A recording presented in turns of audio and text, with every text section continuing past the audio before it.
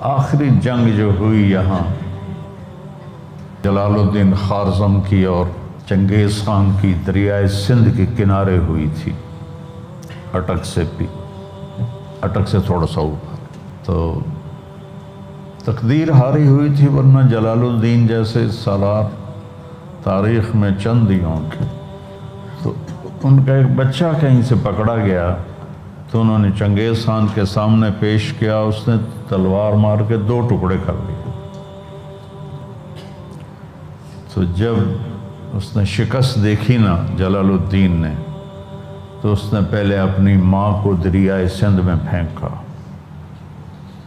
جگر چاہیے، پھر بیوی کو پھینکا، پھر 2 بچوں کو پھینکا.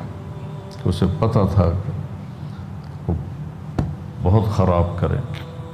پھر اس نے اپنی زرہ اتاری، اور یہ دریائے سندھ تو مرا ہوا پیچھے تربیلے ڈیم ہر شے روکی ہوئی. تو تربیلے نو کھولو نا، پھر سوچو دریا سندھ کی بلا ہوئے گا.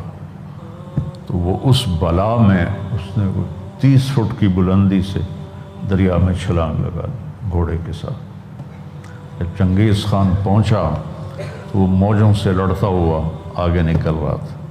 تو اس کے سپاہیوں نے تیر چڑھا لیے، کہتے نہیں،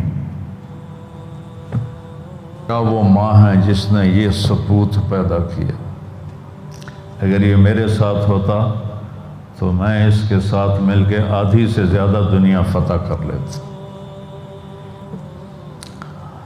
تو اس طرح اس نے اپنا سارا خاندان اپنے ہاتھوں سے شہید کیا. تو پوری ویڈیو ضرور سنیے اور ایمان کو تازہ کریں، لنک ڈسکرپشن میں ہے.